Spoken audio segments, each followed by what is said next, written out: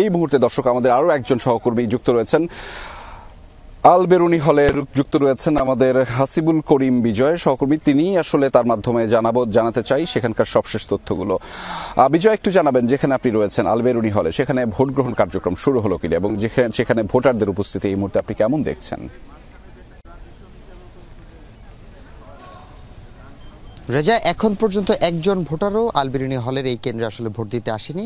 কিন্তু শিক্ষার্থীরা তাদের হলের কাছেই তাদের ভোট কেন্দ্র, ধারণা করতে পারছি যে আরো বেশ কিছুক্ষণ পর আসলে ভোট দিতে আসবে। যেহেতু ভোট গ্রহণের 9টা সময় ভোট গ্রহণ শুরু হওয়ার কথা, ভোটের প্রস্তুতি সম্পন্ন হয়েছে, কিন্তু একজন ভোটার আসলে এখানে ভোট দিতে আসেনি।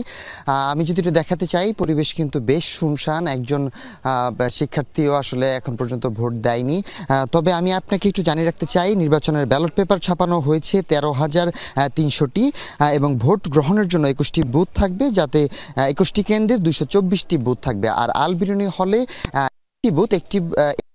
একটি কেন্দ্রে 8টি বুথ রয়েছে এবং মোট ভোটার সংখ্যা 210 জন আসলে এই হলে ভোট দিবে এবং প্রত্যেকটি শিক্ষার্থীকে কিন্তু 40টি করে ভোট দিতে হবে এবং তারা তাদের ভোট কাজ সম্পন্ন করলে এরপর ফলাফল আসলে ঘোষণা করা হবে। যেমনকি আপনিও জানেন, এখন পর্যন্ত আল বেরুনি হলের পরিস্থিতি এমনটাই দেখতে পাচ্ছি। এখন পর্যন্ত কোনো ধরনের কোনো শিক্ষার্থী নেই এবং শুনশান পরিবেশ এবং নীরবতা বিরাজ করছে। রেজা। জি বিজয়, আমরা সেই খবরই জানছিলাম আপনার মাধ্যমে। ধন্যবাদ আমাদের সাথে যুক্ত হবার জন্য।